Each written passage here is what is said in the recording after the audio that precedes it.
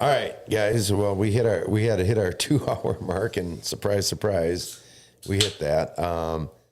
So we're just re-upping here real quick because we want to quick finish up what we were talking about, and then we'll close out here. And what were we talking about? I mean, we were talking about like how we're like, like Cautious. how cautious versus being aggressive in that. Mike, in your opinion, what's been your kind of mentality on that? Has it been a mixed bag of back and forth, or what have you found more success getting after it, or on lands that I know? I mean, not to interrupt. I know, like we had talked about previously, that like the key for you is the flexibility. Like when you have that deer show up on camera, get after it now if you can, or as quickly as you can. But outside of that, like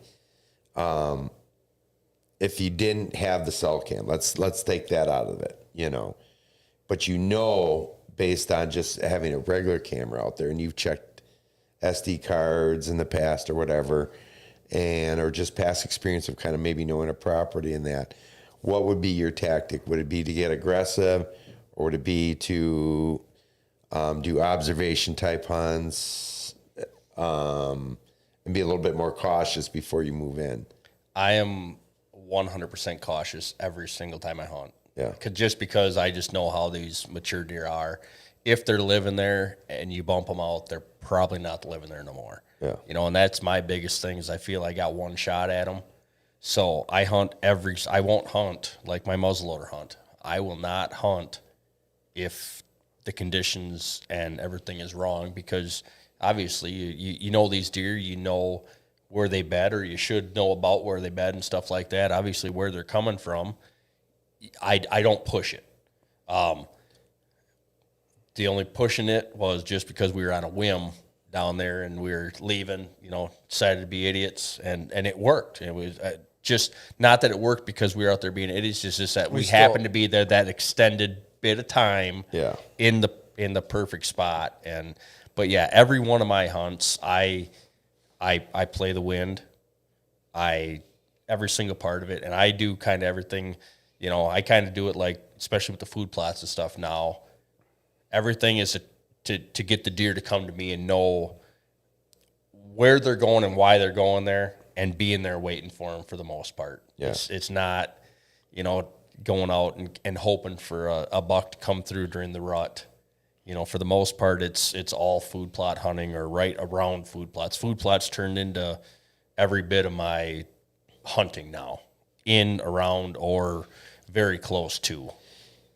And when you're doing these, when you're planting these food plots, which is you have, if you're doing your own food plot versus, hunting your egg fields and stuff like that, you have the ability to decide where you kind of want to put that. Yep. In relationship to bedding, what are you doing? Like known bedding areas, how close are you getting that? We basically, wherever we can put the plots, is where the plots go. It ain't like, that is the case sometimes. You don't have like the ability, like, it's like, well, this is where when we can put one in without having to cut down a ton of trees and things like that. Well, and it turns into basically you're putting a plot there, where the deer are bedding. A lot of the plots, it's a one wind deal. I mean, it's a one wind deal, and that's it. If you don't happen to, a lot of my spots are, rely on north winds. Well, with the winters we've been having and stuff like that, the north winds have been, we've had way more south than north. Yeah. So, I mean, there's a lot of times, there's properties that I didn't even hunt 2 of my leases last year at all. I never stepped foot in them the whole year. I mean, it was just, the winds were just wrong and conditions were wrong, and it was just, you just hate to blow them out, and if they're comfortable there and stuff like that, I just don't want to blow them out. Right. Yeah. No, I get that 100%. And do you feel?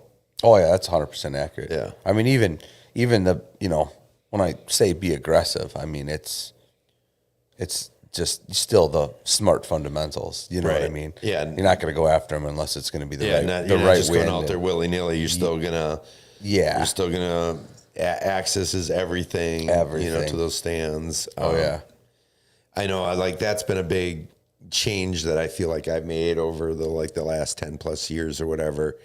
is like understanding like, not just because this would be a good spot, you know, to have a tree stand or anything like that, or hang a set or anything like that, but how, if I'm going to have this up here all season, how am I going to get to it without walking across where I expect the deer to be? You know, it's like, oh, this would be a great spot, but how the hell am I going to get there? And then get out. And get out too. Yeah. Exactly. Yeah, You know? utilizing, obviously breaks, or Egyptian wheat and stuff. We plant, Yeah. Stuff Have for you guys screening. had success with Egyptian wheat? I had pretty good luck with it this last year. Yeah. But I'll do anything. I got snow fence, wooden snow fence. We're gonna run snow fence on some farms. Believe it or not, right or wrong, we're gonna use it to navigate deer and Kind of push them where you want. Yeah. yeah, and then also wild grapes can grow on them and Egyptian wheat. And then I just bought a tree spade for the bobcat, and we're gonna start moving trees. Awesome. So like a little more permanent outlook on screening. So Yeah. I mean yeah. And we got this one area on one of the leases and that where it's real super thick in this one section. I'm like, and you'll get does and that come through there, but you can't get bucks. Yeah. And it's coming into like one of my water holes and that. And I told my buddy Mike, I said, this spring we're going to go and we're just going to cut a real small path through there and that. We're never going to walk it, whatsoever, but we're going to this is going to be the spot where those deer, instead of having to circle all the way around and then come in straight at us, they can come crossways and then get to the ridge and that they want to run, right? Or vice versa, depending upon the time of day. I'm like, and that's something so simple, right? Right. You get in there with a little chainsaw and that, and you just cut a path. I mean, it's only about 40 yards deep in that, and it doesn't need to be wide enough for a four-wheeler to go down. It just needs to be wide enough for that buck to get through. You get does and stuff skirting through there all the time. Right. You get them like harebrained ideas, like when you're in the stand and you're up there all day and you're thinking, like making that like mental list of like note, things you got to do. Like I'll text Mike like a laundry list of things when I'm hunting. I'll be like, this is what we need to do. Then I don't even care if he ever looks at it, but I'll go back and I'll be because like, you got it then too. oh yeah. That Lakeview stand, I gotta trim that tree or whatever, So and things you'll like, if you don't make some sort of note about it, you'll forget about until sure. the next time you're hunting in that area. You're like, oh man, I meant that tree needed to go on that branch or whatever. Like, why didn't I not think about this? Yeah. After I killed my turkey and that, and I got all the time in the world to, work on that kind of stuff. Right. Like, Sorry for all you public land hunters. Right. Yes. Yeah, sorry for that. But. Well, I think this is probably a good time to wrap it up. I think we covered quite a bit here, and I really appreciate you guys making the trek up here. It's a blast. We barely made it, but yeah, we got a long way home. Long way home yet. Yeah. Yeah. And hopefully everything works out with the truck. Yeah. A little bit of truck issues getting up here, but hopefully you guys can get that sorted out. That's right. I got a friend on call with the trailer hooked on. Oh, so. good. Yeah. But Matt, Mike, thanks a lot for joining us here. This was a lot of fun. You guys going to be at open season? Yeah, I'm sure. In a couple of weeks here? All right, cool. Yeah. Appreciate you having us. Yeah. yes, absolutely. It's a blast. Yes. All right.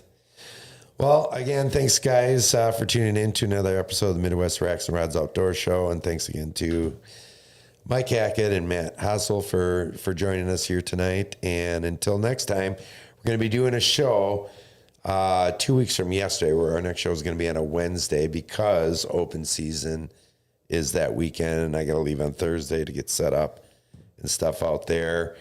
But we're going to have Jason Schrader on the show here, and we're going to be talking about buckstick and mock scrapes and things like that. And then you can come check us out at the buckstick booth at open season, and that's in Wisconsin Dells at the Kalahari Resort in 2 weekends from now. So until that Wednesday, guys, always outdoors.